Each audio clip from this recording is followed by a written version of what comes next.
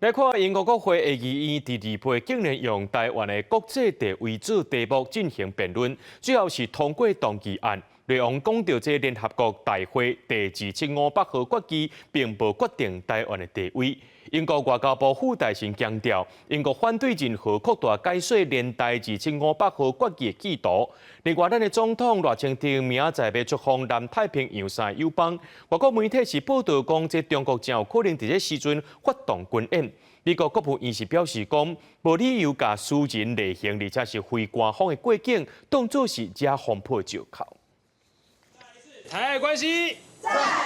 夏东派立委日到成立中华民国爱尔兰国会议员友好协会，希望加强两国的双边交流，嘛互台湾伫国际结交朋友。国会的互动，国会的外交，也代表了人民之间的更深刻而且有意义的往来。希望国会议员友好协会的成立，能再推一把。将爱尔兰的英国国会下议院28以台湾的国际地位做题目来辩论，老本是无其他意见通过动议案，写明联合国大会第275号决议并无决定台湾地位。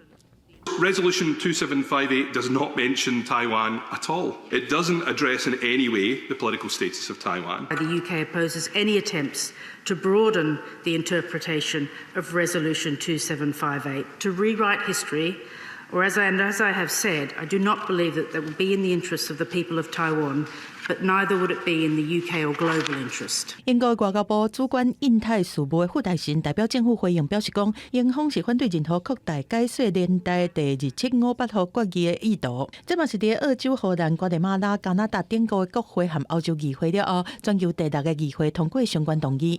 除了拓展国会外交，总统赖清德30摆启动就任了第1摆元首外交，访南太平洋3友邦。我就任以来第一遍出访了，互咱台湾。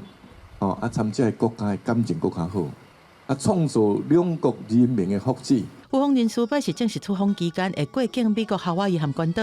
迄天，中国军队就出动33架次的军机、8架次的军舰执行联合战备警巡，而且连续2天拢放空飘加几啊绕台。美国媒体阁因亚太地区官员的讲法，讲中国有可能发动真侪场军演来回应，喊上规模要挖未来行动来警告要上任的川普政府。